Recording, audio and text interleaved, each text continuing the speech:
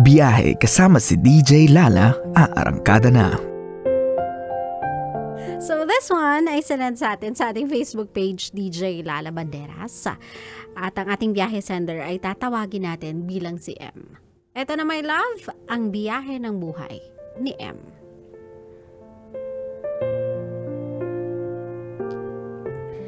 Hi DJ Lala, lagi po akong nakikinig sa inyo. May problema po kasi ako. Buntis po ako ngayon. Sa pangatlo ko. Hindi pa po ako ready sa pangatlo. Kasi nag-aaral pa po yung iba kong anak. Ano po ba ang gagawin ko? Thank you and more power sa iyong show.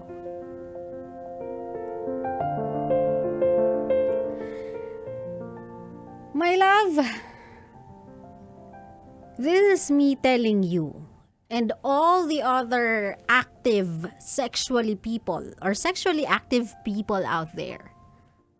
If you don't want kids, then start family planning. Huwag na natin gawing difficult ang usapan. Accepted naman sa country natin yung contraceptives eh. May pills, merong rated SPG na to may pills, merong condom, merong ano yun yung sa calendar, yung bibilangin mo yung calendar. May ganong mga paraan. There are ways to prevent yourself from getting pregnant when you are sexually active. Para maiwasan yung ganito, my love, kasi you are at the point of no return eh. Hindi mo naman pwedeng sabihin dyan sa anak mo, teka lang, bumalik ka muna sa old form mo, maging Excel ka na lang muna. Hindi naman pwede yun, my love eh. Diba? Hindi mo naman pwedeng pawalain yan kasi alam mong kasalanan yan, my love, and it's a crime in our country to do that. So, my love, there's no really other options for you left but to raise that baby, whether you are ready or not. Pero, you have to talk to your partner na, hey, easy lang. Dahan-dahanin natin. Huwag tayo masyadong mapusok. O, diba? You really have to talk as a couple na, teka lang, medyo dumadami na sila at medyo ma-overwhelm tayo. Sabi ni Boy Pindot, kalmahan mo, Zari. Oo, kailangan yung kalmahan, my love. Kasi nga, wala ka nang magagawa dyan eh. Whether you are ready or not, you have no other option but to go through with it. But this time around, you talk to your partner. Ganito, sabihin mo sa kanya na yung life natin is not getting any easier. And nagsistart na mag-pile up yung bills. Magpapang-abot na sila sa school. And of course, nasa early stages pa lang sila ng school.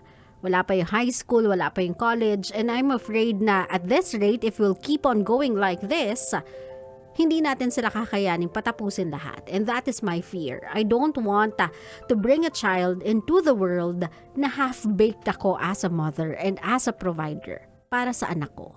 Diba? Ayaw mo naman siguro ng half-baked dreams para sa mga anak mo. Of course, wala namang magulang na magnanais na hindi makatapos yung anak nila.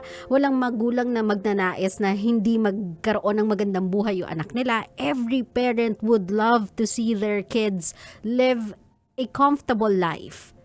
Komportableng buhay that can prepare them to a successful future. Yan ang pangarap ng lahat ng mga magulang. Pero at this rate that you are going, I don't think it will happen if hindi kayo mag-iingat as a couple. It's either you be adamant sa contraceptives or sa prevention ng pagbubuntis whenever you guys wants to make love or something like that. Kung hindi kayo magiging super ingat sa ganyan, my love, maybe it's time that you discuss with your partner other alternatives para even when you are sexually active, hindi ka na mabubuntis. Kasi diba, meron naman sinasabing doktor, gusto nyo na po ba magpatali, ganyan. Kapag nakikita niyang nagsistruggle na yung family because nagsususun-susun na yung mga bata. Minsan may mga doctor na offer ng ganyan or nagtatanong if you want to do that. So that is another option. But what I'm trying to say is this is a conversation that you and your partner must have soon. Hindi na to pwedeng ipagpaliban. Kasi hindi na sa inyo gumagana yung yung pakiramdaman, hindi eh. Mukhang masyadong malakas ang inyong mga ang inyong mga alagad. So, my love, at this point, wala ka ng choice. Of course, you really need to be happy, be grateful that you were given yet another blessing in your life, another addition sa pamilya mo.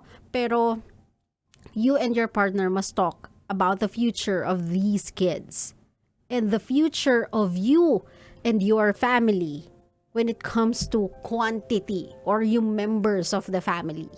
Para ma-ensure niya din na magiging maganda yung future ninyong mag-asawa. Or better yet, keep yourselves busy. Yan. Minsan kasi kapag wala kayong magawa sa bahay, kapag andyan lang kasi kayo sa bahay, yan ang inaatupag ninyo. Magsiano kayo? Magsitrabaho kasi kayo. Yan. Gumalaw-galaw kayo sa bahay. Maghanap kayo ng ibang mapagkakaabalahan.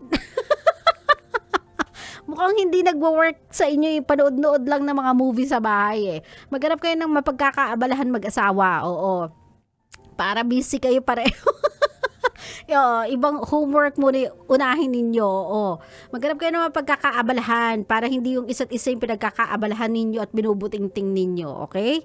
Pero my love, I know you are not ready, but sabi ko nga sa'yo, you are at the point of no return. Please love that child just as much as you loved the first one and the second one. Please do not love that third child any less just because you are not ready sa pagdating niya. Kasi hindi yan pinili ng batang yan. Yung timing ng pagpunta niya sa mundong to, hindi niya pinili yan.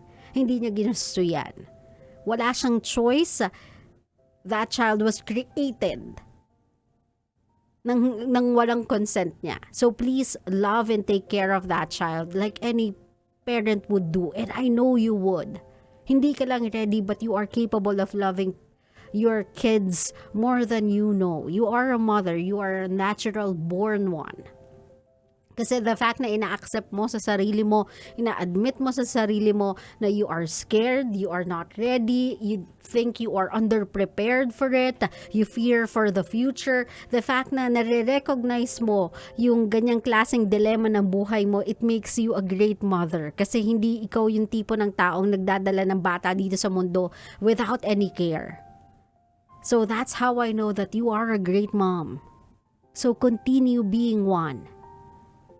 And the other issues that you are concerned for, you talk to it to your partner. Since hindi lang naman ikaw gumawa ng batang yan eh. Dalawa kayo. Then maybe, just maybe, magkaroon kayo ng clear picture on how you guys will face the future. Na magkakaroon na ba kayo ng sistema to stop you from getting pregnant whenever you guys become active?